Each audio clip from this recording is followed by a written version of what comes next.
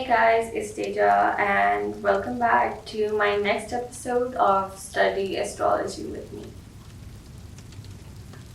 So basically, I know you guys have seen the title and you guys have seen that it is not about sun signs. And this is because I changed my mind. I thought that it would be better that rather than we go through the sun placement first, we should maybe cover all of the zodiac signs and their history one by one before getting to the sun signs, because once we figure out their history, their qualities, their traits, we can better apply it to like the placement they're in, like sun.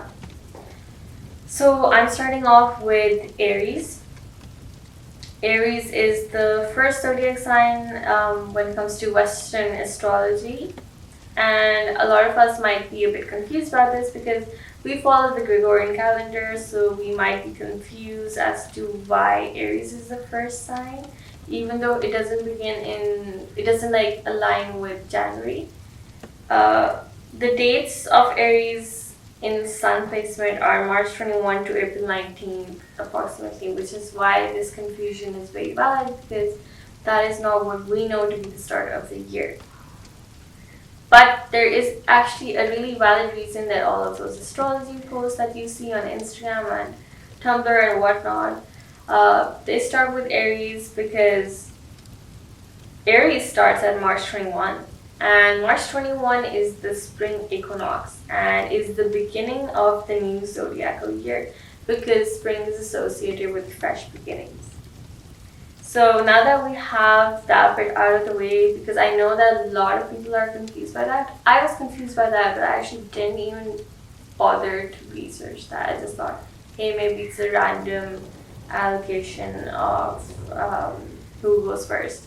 But it wasn't. There's always some form of history, some form of reasoning behind why things are the way they are, especially in astrology.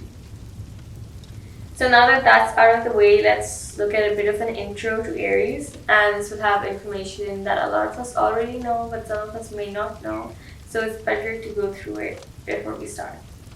So the dates for Aries in the sun sign placement according to tropical zodiac is March 21 to April 19th approximately. And I say approximately because obviously in some cases there is a bit of a mesh between where Aries ends and where Taurus starts.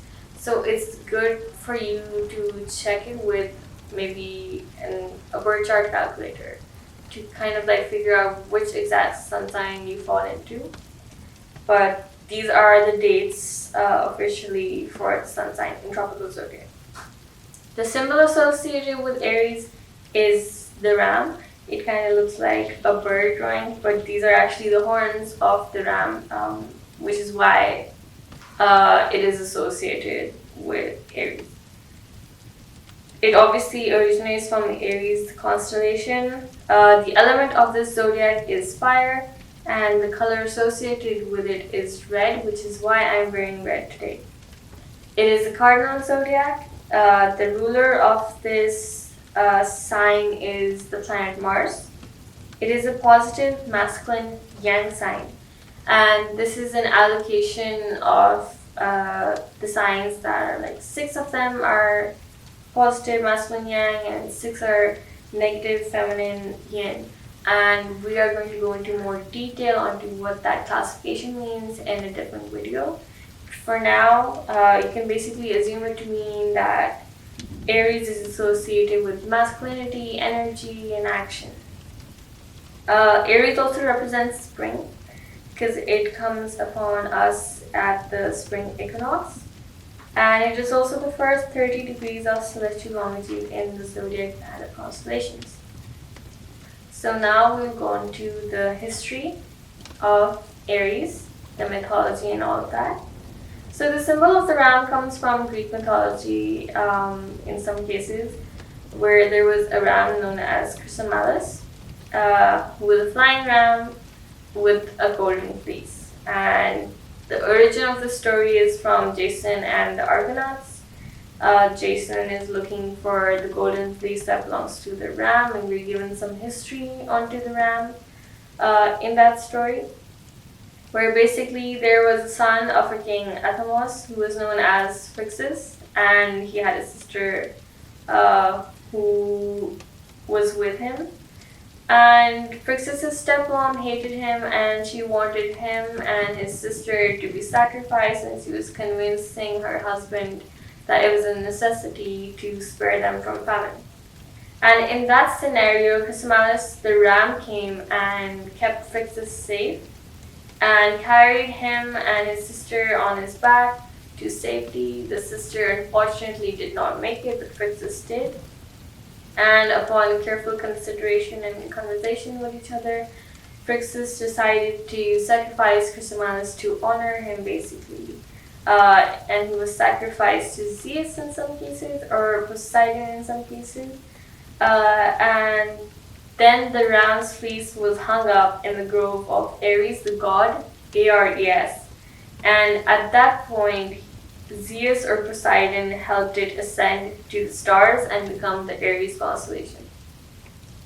So this is one of the myths associated with this zodiac sign, and this is one of the more popular ones as well. But apart from that, in Egyptian mythology, it is associated with the god Amun, who was the king of that pantheon, king of the gods, and was also the sun god, which also might be why Aries is exalted in sun placement. And more on that further on later. There are other myths too. For example, some people say that Zeus turned into a ram while he was running from Titans, and thus to honor that form, he ended up making the constellation. There's also Roman mythology on the Aries zodiac, which is basically the Roman god Bacchus, who is also Dionysus. In Greek mythology, the god of wine. He was lost in the Libyan desert with his party, and they were all thirsty. And at that point, a ram came and guided them to water. And to be grateful for that and to thank the ram, Bacchus elevated the ram to the heavens, thus forming the Aries constellation.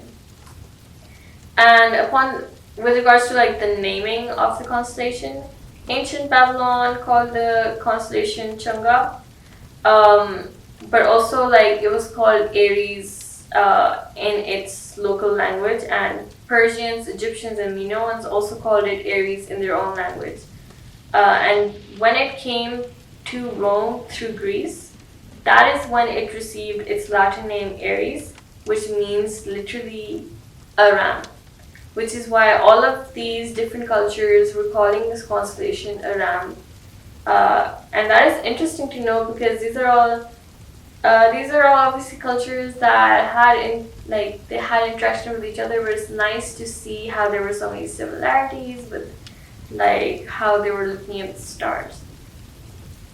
And also another part that I did some investigation on is that why is the zodiac sign Aries often associated with the god Aries? And I realized that beyond having the ram's fleece hung up in the grove of Aries, the zodiac sign Aries has nothing to do with him or his mythology. There are no alignments in that sense. And maybe the only reason why Aries is linked as a god to the zodiac sign Aries is because the zodiac sign is ruled by Mars, the planet, who was also the Roman version of the god Aries. They are both gods of war, and that is why the god Aries is associated with the zodiac sign Aries. So there's not much link present beyond it being the ruling planet. Then there's some signs on the Aries constellation, because I promised that I would keep signs with me when we're doing this deep dive into astrology. So it's a mid-sized constellation, not too big, not too small.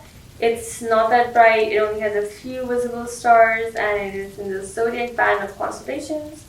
It has 3 prominent stars, which are Alpha, Beta, Gamma, Aritis. And the brightest is the Alpha Aritis, which is also known as Hamal or Hamal, which is the brightest star in this constellation. And the Arabic meaning for this word is lamb or head of ram. Beta Aritis is also has an Arabic name, which is called Shirtan or Shatan, I don't know. But that means 2 signs in Arabic. And the fourth not so prominent star is 41 Aritis.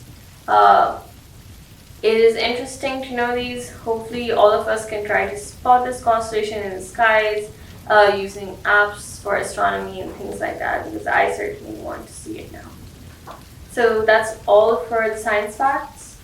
And finally, we're on to the qualities of Aries, which are positive and also negative, but obviously can be seen in either light depending on how you're viewing it. And this isn't to mean that Aries definitely have negativity inside of them or whatever. It's just places where they can grow and develop and turn those cons into pros. So some positives are that Aries are bold, they're active, they're passionate, they're confident and optimistic. They are brave, courageous, straightforward on the move, and they always prioritize fresh and speedy beginnings, obviously linked to it being the first zodiac sign and also linked to fresh beginnings of spring. They're also childlike. And these can also be seen in a different light where they can turn into cons. For example, Aries can be impulsive, they can be angry, they can start things but not see it through always because they prioritize beginnings and maybe not the exact work needed to see something through. They are impatient, they are brash, they can be self-involved, headstrong, they can throw tantrums sometimes when they're emotionally wound up, and often they want to be superior. Again, these are the first zodiac of the year, and a lot of these qualities can be linked back to that. But also a lot of these traits come from Mars, the god of war. He was also a bold, aggressive force to deal with.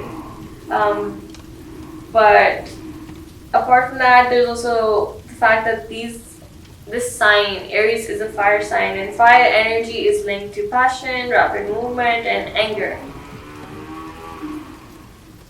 And then we have the fact that it's a cardinal nature. It has a cardinal nature, it's cardinal sign, and that links it to strong initiative, leadership, which we can see in all of their positive traits, but also in some of their negative traits where they want to be superior, they want to be the leader, they can be bossy sometimes. And it being the first zodiac and having beginnings can be linked back to it being childlike or having childish tantrums, because it's all about fresh beginnings, but it doesn't have all of that experience to back it up like maybe other zodiac signs might have. So that is why it has that almost childish need to be superior, to be first, to be the best. Apart from that, here's some facts on which placement it is strong or weak in. So it is detriment, which means weak, in Venus, because Venus and Mars have many opposing qualities, and Mars is the ruling planet of Aries. It is exalted, which means it is in its best place, apart from obviously the Mars placement. The second best place that it can be in is the sun sign, which I mentioned before that maybe it is because it is also linked to the sun god Amun-Ra.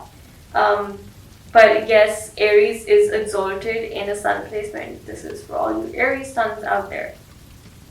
It is fall or weakest in Saturn, because Saturn is the planet opposite to the sun. It is associated with the tarot card, the Emperor, which is obviously again something that is hyperly linked to masculinity, to being headstrong or stubborn, or being like, oh, just a force to deal with. So these are all of the qualities, these are the history, this is the science behind Aries, and that's all I have on me for now for Aries. But I'm really excited to go into depth about this with like other forms of other zodiac signs. And what we have coming up next is obviously Taurus, because we're going in order. But for now, that's all for the history and the qualities and the information about Aries. And I'm really, really grateful to all of you who are watching me and sharing my videos. And I hope to improve with time and give more and more information. I'm trying to keep these videos light size, like not that long, which is why I'm speeding through a lot of these things. But obviously, we'll get to the more detailed subjects in due time. Thank you, and I hope you guys can take care of yourself. Have a nice rest of the week. See you later.